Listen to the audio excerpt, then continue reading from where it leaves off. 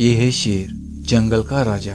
लेकिन स्वार्थी इंसानों ने इस राजा की इज्जत दो कौड़ी की भी नहीं रखी। स्वार्थी इंसान इनसे पैसे तो कमा ही लेता है, लेकिन पेट भर खाना भी नहीं खिलाती। ऐसी एक सच्ची कहानी। एक फीमेल शेर है और नाम है आशा। और आशा इन्हीं स्वार्थी लोगों का शिकार बन गई। और ये सच्ची कहानी है इंडिया की। बचपन में ही जंगल से आशा को पकड़ के लाया जाता है। अब आशा की उम्र 9 महीने थी। जहाँ जंगल में माँ के साथ खेल कूद करने की उम्र थी, वहाँ सर्कस वालों का गुलाम बन गई। लेकिन लालचखोर खोपड़ी वाले आशा को एक छोटे से पिंजरे में रखते हैं।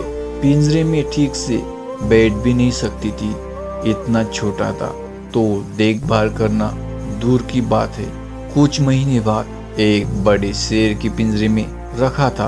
और बड़ा शेर पहले से ही ज्यादा क्रूर और गुस्से वाला था और आशा को हमेशा मारने की कोशिश में रहता था।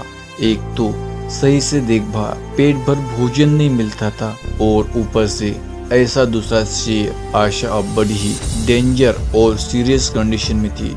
9 महीने की थी, लेकिन आम शेरों के मुकाबले वजन 3 गुना कम था। तो आप सोच सकते हैं, और ये ज्यादा ही सीरियस बात है।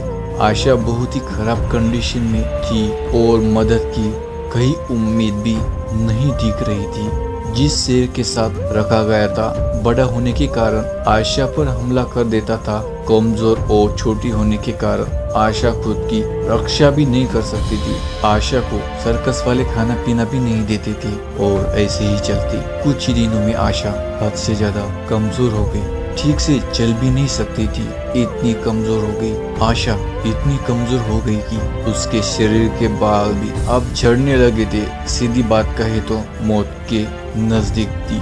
जब मौत नजदीक आती है तब ऐसा ही होता है। क्या आप आशा को इस कंडीशन में टाइगर कह सकते हैं? लेकिन कहते हैं ना, जब हम सभी उम्मीद खो देते हैं तब एक आशा की किरण दिखाई देती है। ऐसा ही आशा के साथ हुआ। आशा को एक उम्मीद की किरण दिखाई देती है जब एनिमल रेस्क्यूअर आशा को अपने साथ ले जाते हैं।